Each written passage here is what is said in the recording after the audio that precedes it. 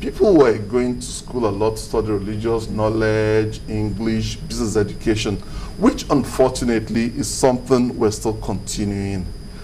Again, it's about structure and incentive. If you really need to pay through your nose, would so many people go to be studying business admin, religious studies, English? What's the use of the economy? Are they not better off being sponsored to? Do you know today that to get real artisans to do stuff for you in the house, to build a house, repair, it's so hard in Nigeria. We have to something bring them in from Ghana. Is it because they don't see the immediate use of the economy? No. Or to their pockets first? Many people who ought to be probably in technical colleges studying something useful to the economy, even how to repair cars, they're going to study business admin and English and religious studies. The economy doesn't need that. These are the incentives. Okay, and if you tie this back to, we complain. You need business administration. You need to know how to administer. But not in thousands. Look at what those graduates of business admin are doing. I'll tell you, I can hazard a guess. If you look at jobs in the banking sector, teller, cashier jobs, I don't know, entry-level jobs. Those are jobs that well-trained secondary school graduates should be able to do. Secondary school? Exactly. To handle huge amount? Would you? No. I'm talking about entry-level jobs in the banks. But aren't they supposed to grow on the jobs? You can grow on the job. John Major started working in a bank, and he worked in Nigeria. John Major, the former British Prime Minister, with a A-level certificate. But you know, they got a different structure for the education system, and we have a different one here.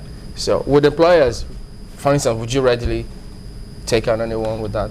As an employer, you need somebody that can deliver high quality at low cost.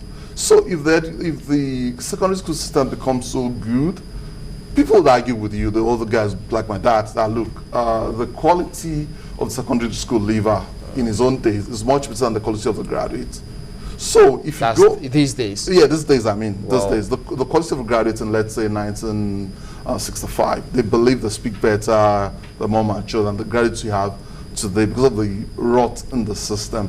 So the money we're spending on thousands of what you call Mickey Mouse degrees in universities, if you concentrate the money on teacher training, on very high quality secondary school system and primary school system, you find out that a lot of the graduates of secondary school will come out at age 16, 17, instead of being a burden to their parents and to the government.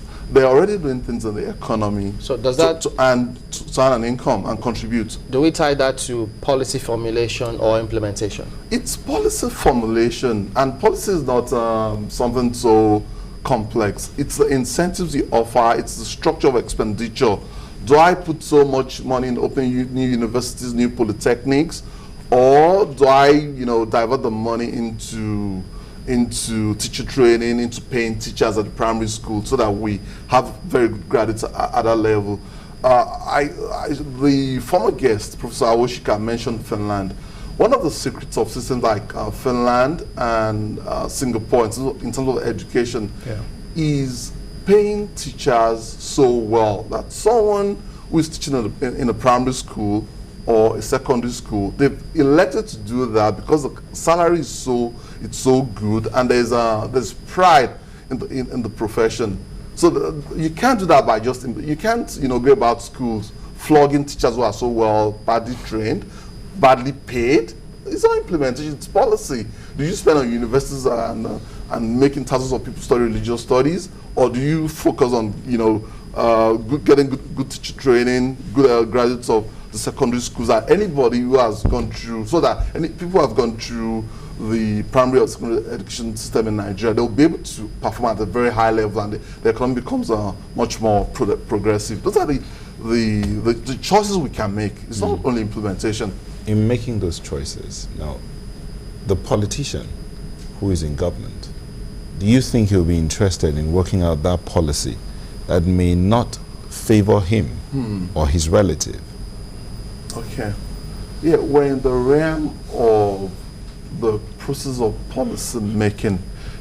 It's not right that the politicians do totally what they like. They do what's popular.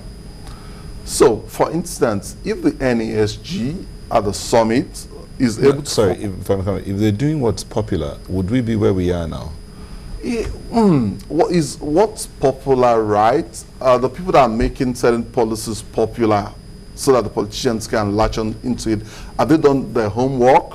Let me give you an example. A woman called Obi Ezekwesili had a fantastic idea to reform the education sector in Nigeria. And if I had a choice, I'll make the whole of the NESG summit next week on education be on our idea.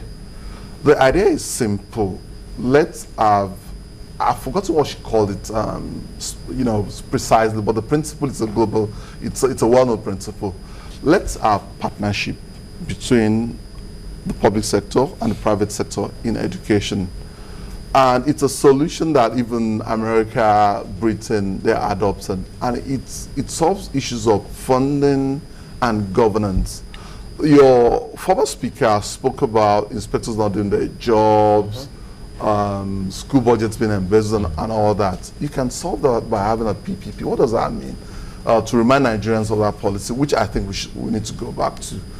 Let's say a secondary school in Obadia, Papa, close to where Dangote Industries is or Oando is.